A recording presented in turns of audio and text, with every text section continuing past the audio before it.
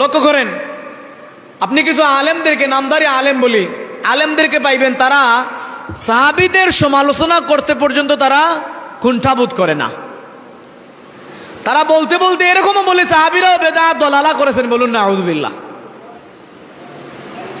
ওই যে উসুল ফালাই দিছে, রাসূল করেন নাই সাহাবী করলে বেদাত, সাহাবীও করেন নাই তাবেঈ করলে বেদাত, অথচ এটা কোরআন হাদিসের ভিতরের পাঠ। কিন্তু এই উসুল ফালাইয়া আবার আমাদের ইয়াং জেনারেশন বলেন, এরকম কিছু মানুষের মগজের মধ্যে এইটা দিয়ে দিয়েছে যে এইটা একটা উসুল বানাই দিছে, নতুন উসুল, রাসূল করেন নাই সাহাবী করেছেন বেদাত, সাহাবীও করেন নাই তাবেঈও করেছেন বেদাত। এইটা দিয়ে দেখবেন, আপনারা খেয়াল করবেন, খুঁজলে পাবেন, অনেকেই বলে এই যে জুমার যে প্রথম আজান, জুমার যে দুই আজান না, অনেকেই বলে দুই আজানের একটা আজান হচ্ছে বেদা, বলুন না আউযুবিল্লাহ।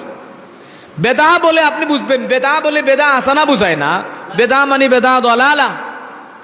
অথচ এই যে দুই আজানের, এক আজান আল্লাহ রাসূলের যুগে ছিল, আরেক আজানের সূচনা করেছেন ওসমান রাদিয়াল্লাহু তাআলা আনহু। এখন ওসমান যে আরেকটা আজান এখানে সূচনা শুরু করে দিলেন, দেখছেন মানুষের মধ্যে গাফলতি চলে আসতেছে। রাসূল থাকা অবস্থায় মানুষের মধ্যে যেই টান ছিল জুমার দিনে, মানুষের মধ্যে ওই টানের পরিমাণ কমে যাচ্ছে। তিনি আজান দুইটা দিয়ে দিলেন, প্রথম আজান, মানুষ সতর্ক হয়ে মসজিদে আসে, আবার দ্বিতীয় আজানের পরে খুতবা শুরু হয়।